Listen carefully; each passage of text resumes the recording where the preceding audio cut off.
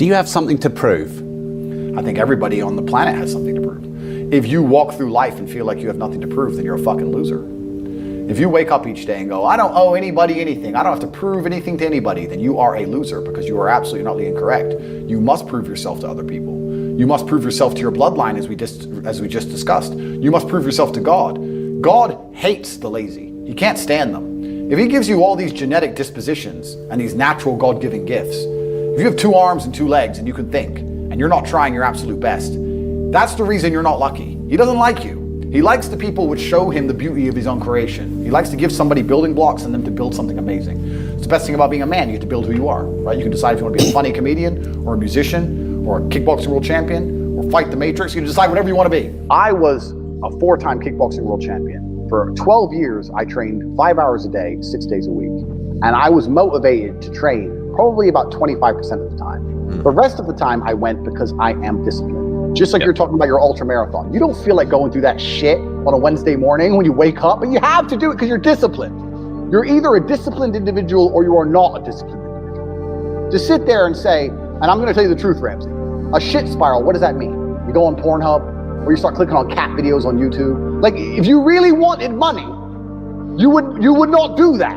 The number one thing people don't have control of in their lives is their mind. But what's funny about that is, the only thing in life you can truly control is your mind. You can't control other people. You can't control the weather. You can't even control your health. Your heart might stop beating. You don't make it beat. It just goes. So it's going to turn off one day. The only thing you can control in your life is what you think in your mind. So if you're going to sit there and go, oh, I'm sad, well, you can change that if you actually try. But you don't, you just accept it, right? So people have lost control of their own minds. And I don't understand why you would allow your own mind, to take power from you. Why would you let your own mind convince you you're not a lucky person, or I'm not this, or I'm not confident? Why would you let your own mind sabotage you? Why wouldn't you reprogram your own mind to be on your team? It should be your ally, right? My mind is my ally. You can dump me in a bikini in the fucking Arctic Circle to die. 2 days later, I'm coming to your house, knocking on the door with 3 girlfriends in a Cadillac. I'm not gonna sit there and go, shit, I'm gonna die. I'm gonna be like, okay, Andrew, you're the man. I don't know what the fuck we're gonna do, but you're gonna pull this off. You have to be good enough on your worst day to beat your opponent on his best day. On the day he feels motivated and gets out of bed and wants to fight and he's raring to go and he's on the top of his game, and you feel the absolute opposite. You want to lay in bed, you don't want to move, you don't want to go anywhere, but you have to get up and have to fight this man. You have to be good enough to beat him anyway. You have to be that good. Life often gives you chances and you get one shot. You don't get to replay them, you don't get to rerun them. Even the ones that you do get to rerun, you do get to replay. I guarantee if you pulled it off first time, every time, your life would be completely different than if you pulled it off on the second time every time. It'd be a different trajectory. There'd be no failure in the mix. The air wouldn't be stained with the stench of your inadequacy. You must be that good, that no matter what happens in life, even when the Matrix attacks you, even when you get curveballed, you can put on a nice suit, pull out some money from somewhere, put on a diamond watch, and pull it off. You have to be that guy. And the way you're going to do that is by training. You have to practice. And you have to be held accountable amongst other men who are extremely capable in all realms. You can't be hanging around with losers, because losers will allow you to lose. You need to be hanging around with winners, because winners will not allow you to lose. We hate losers. We don't even like them around us. They stain our air. Train harder. When I get a message from whoever and he goes, my wife left me, I'm devastated. I say, I understand. I completely understand how hard it can be to lose a woman that you've given your entire life to, and you've done so many nice things, and then because of one thing you did, her innate and absolutely insane level of ungratefulness has turned her bitter, and she now talks to you like she hates you over one thing you've done after thousands of efforts showing how dedicated you are to her. And even now that you're prepared to die for her, she doesn't give a shit about you. I understand that pain. But my answer is, good, it's still good. Now take all of that pain, and instead of emailing me, do this. And then you're gonna become the kind of person that women don't leave. And you win. If you don't believe in depression, you can't be depressed. Right. All you can be is, okay, I feel a bit pissed off, time to get up and go get it. Let's hit the gym, bang, hit the club. I'm gonna make some things happen in my life. But if you do believe in depression, the second you feel sad, the first thing you do is sit down and go, this isn't my fault I feel this way. I have a disease and nothing's gonna make me better. And you're gonna get worse. So this is the whole point. This is what was amazing when I said depression wasn't real. I said, if all you, because I was getting attacked by, all the Avatar add-on characters, I'm depressed, you don't understand, my friend killed himself, blah, blah, blah. I was like, listen, if depression is really so horrible, why are you all defending it so fervently? So it's real, it's so powerful, it's real. Why are you defending this horrible thing? Why don't you sit there and go, you know what, you're right, Andrew, fuck depression. They want to defend it because it's an identity. It's something that allows them to feign individuality. It's something that allows them to, it's an excuse. It's a ready-made excuse for all of life's failures. I'm a loser, but it's not my fault. But depression. That's all it is. It's a fucking coping mechanism. In certain scenarios, there's absolutely no benefit to doubting yourself. When I was about to get in the cage, even if I knew the guy was a killer, there is no benefit to me thinking I'm gonna lose or I might lose. There's no benefit. If I lose, I lose, right? But you have to completely believe you're gonna win.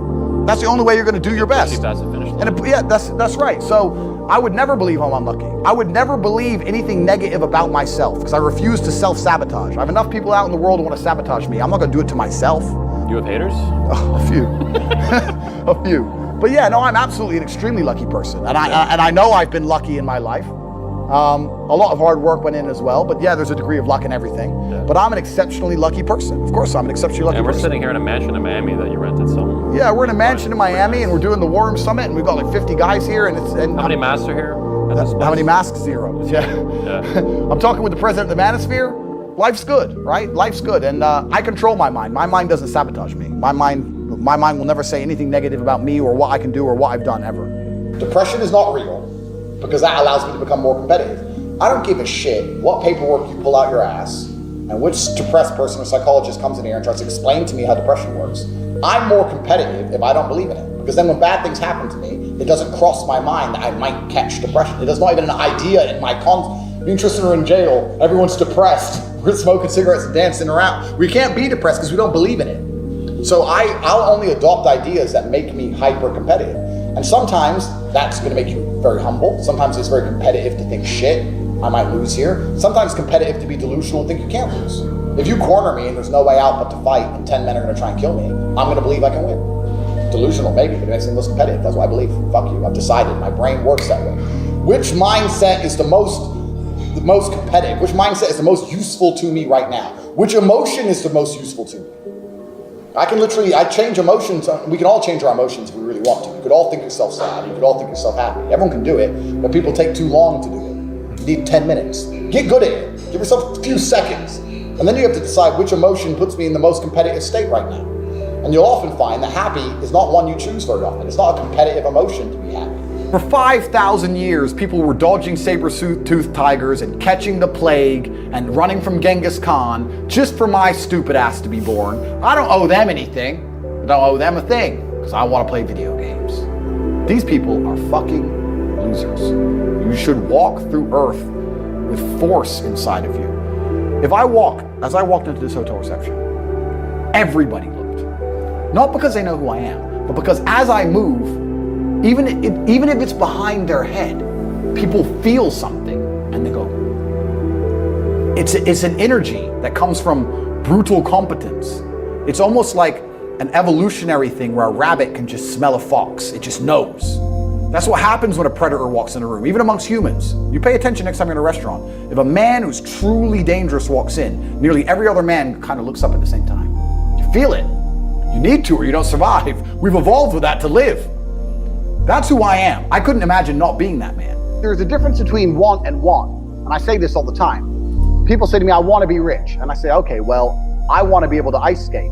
But I don't want to be able to ice skate enough to go learn how to ice skate because I can't be bothered. I mean, surely if I could click my fingers and be a figure skater, I'd click my fingers. Who wouldn't? But I don't want to actually go train because I don't want it enough. And this is the exact point with money. Everyone wants money put on their lap. If you truly wanted money, you wouldn't be able to sleep until you fucking had it. Yeah. And this is the point. So you're saying you go down a shit spiral, then you're not cut out to be rich, my friend. Get a job in Starbucks and piss off. Some people, because when I had nothing, I couldn't be distracted. You couldn't distract me from what I wanted. That's who I am. If I want something, I'm gonna get it. So I don't know what more you want me to say. I do not need to be motivated. I'm a disciplined person. If I allocate X amount of time to work, I'm going to do it.